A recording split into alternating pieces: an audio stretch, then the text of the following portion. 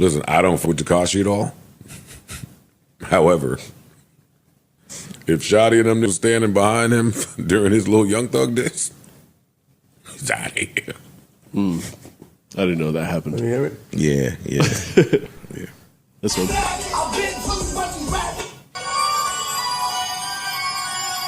This is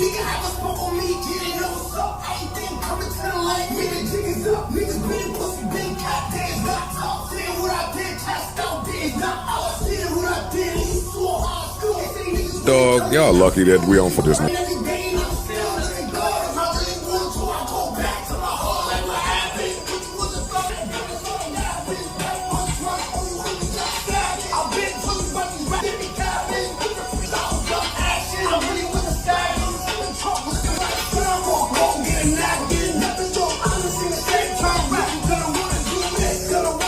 There's a chorus on this.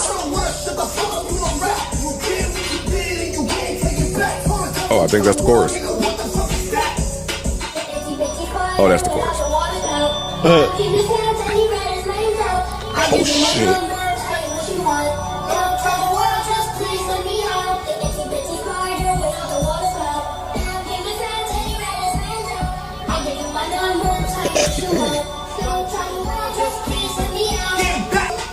Don't tell the world. Didn't really love that chorus, but I see what they were trying to do. I see what he was doing with it. Yeah.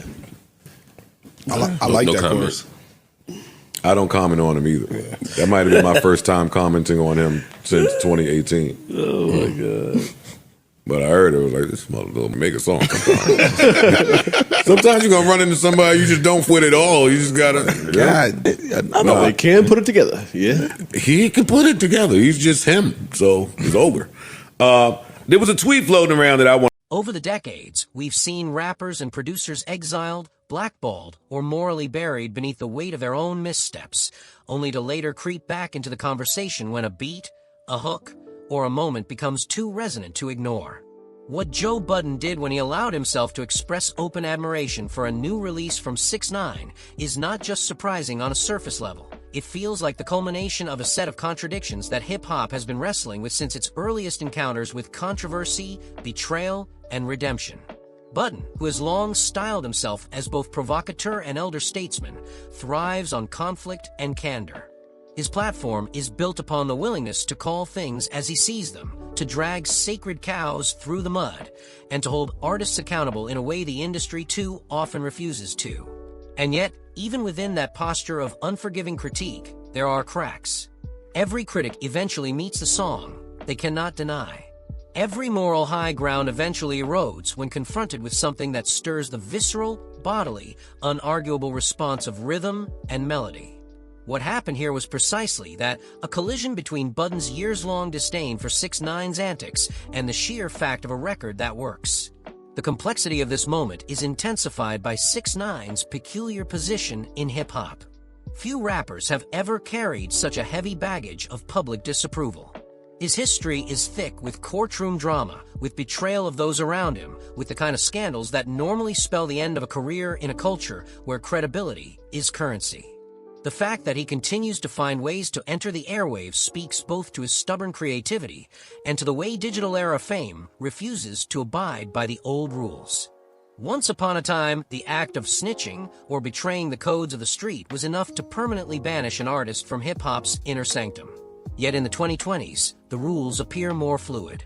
Virality, spectacle, and shock value weigh just as heavily as reputation. What Budden did by giving the music praise is not merely the action of one man reconsidering his position. It is symptomatic of a larger shift in the culture. It forces us to consider, where exactly is the line between artist and art?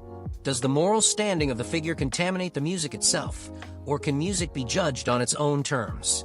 This is not a new question. It has haunted every genre, from jazz to rock to R&B, but hip-hop, with its emphasis on authenticity and lived reality, has always answered it with a particular intensity. To enjoy a track by someone like 6ix9ine is not a casual act.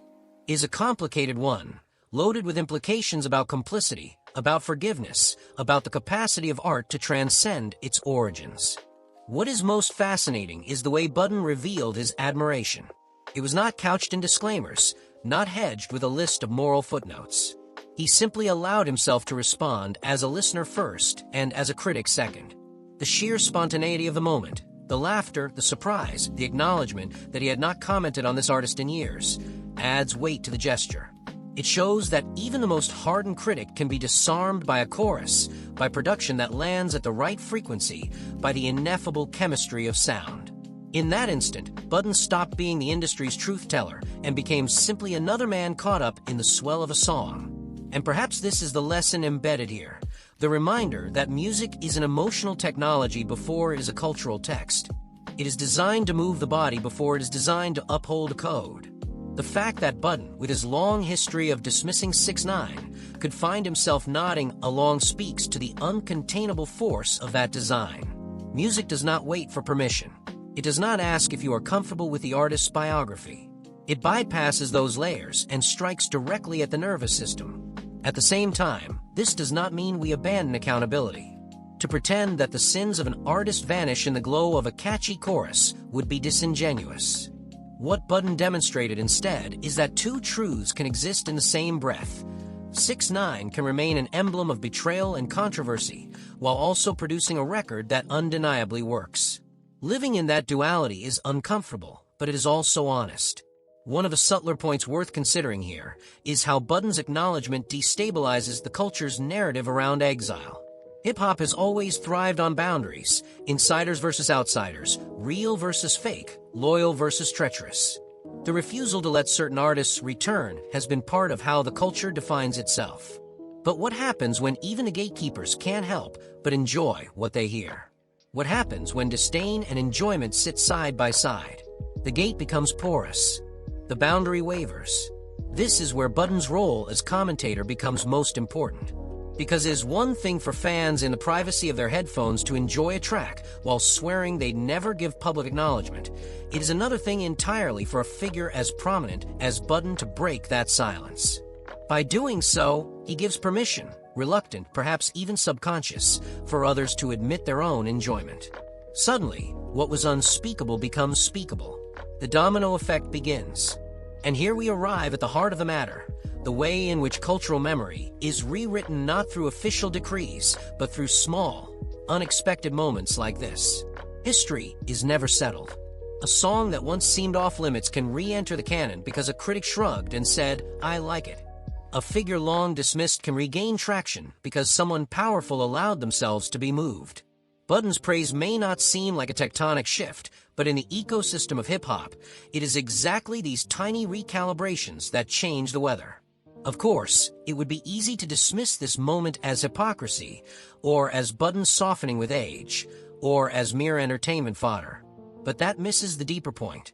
What we are watching is the ongoing negotiation between ethics and aesthetics, between judgment and pleasure. Hip-hop has never been static in this negotiation. It evolves constantly, reshaping its boundaries as each generation tests the rules.